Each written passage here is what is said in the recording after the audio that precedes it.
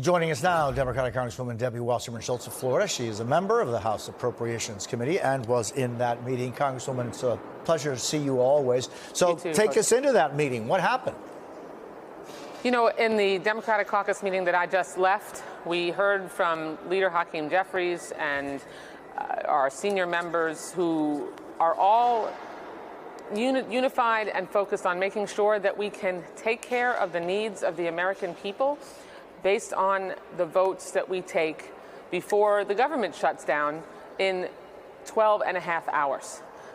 It is just unbelievable that Donald Trump and President Musk blew up what was a bipartisan agreement where we came together with Republicans and Democrats on both sides of the aisle and both sides of the campus and agreed that we needed to do things like make sure that we can take care of children with cancer, making sure that we can improve the quality of access to health care, make sure that we can prevent cuts to Social Security.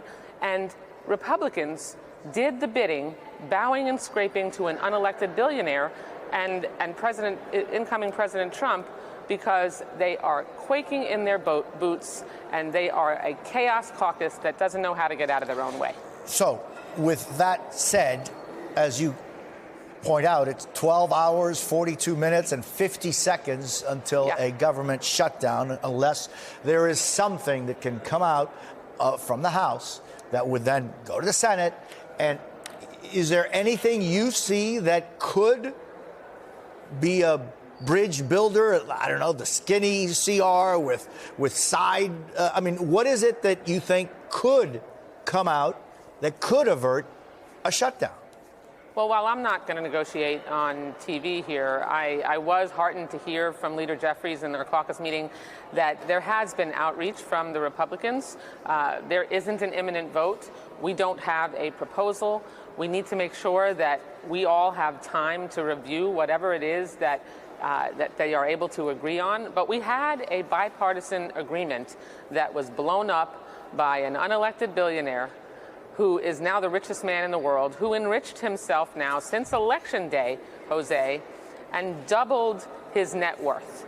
It is all about the bottom line for the billionaires, for the Republicans, and for Democrats. It's all about making sure that we can make everyday folks' lives better. And that's the contrast here.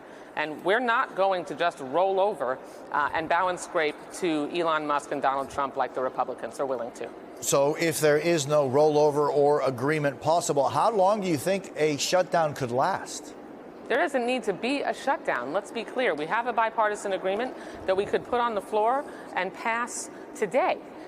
Short of that, we need to make sure that we come together and sort out, because the Republicans have a very slim majority. They have a slimmer majority, as you noted, in the next Congress.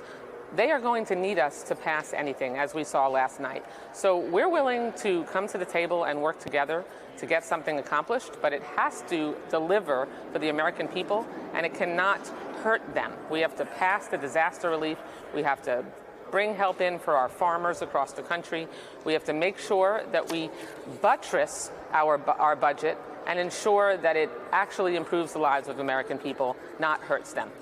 And so do you think if it is a shutdown, again, 12 hours, 40 minutes from now, when you all have to read whatever is proposed and then it has to be agreed on and then it has to go to the Senate, in other words, how long do you think this could continue? Well, look, I've been here when we had a 37-day Trump shutdown. I've been here when we've had a Trump shutdown that went 18 days.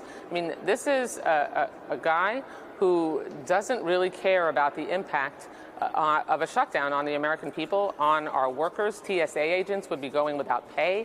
The military's pay could be at risk. We have folks who wouldn't get their benefits. We have plenty of workers across the country who wouldn't be getting paid, and the damage to our economy. It's like intentionally driving our economy into the side of a cliff.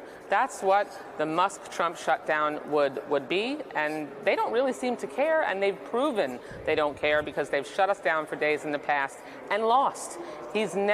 Donald Trump has never won a shutdown fight ever, but I guess he abides by the definition of insanity, which is that you're willing to keep doing the same thing over and over again and expecting a different result. And Congresswoman, you know, we've heard so much from President-elect Trump, Elon Musk, Ramaswamy, and so many others.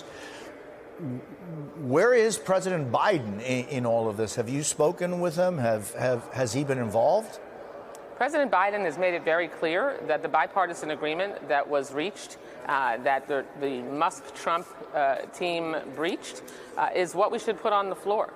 It was a comprehensive package that takes care of the needs of the American people and ensures that we can come together in a bipartisan way to help ensure that we improve the quality of life of folks, not make plans to increase the debt limit to allow them to cut Social Security, Medicare, and Medicaid so they can enrich more billionaires and millionaires with bigger tax cuts. That's the contrast here. That's the choice. And Democrats are going to continue under Joe Biden and Hakeem Jeffries and Chuck Schumer's leadership to fight for the American people, for our seniors, for our farmers, for families devastated by natural disasters. And Republicans are clearly fighting for millionaires and billionaires.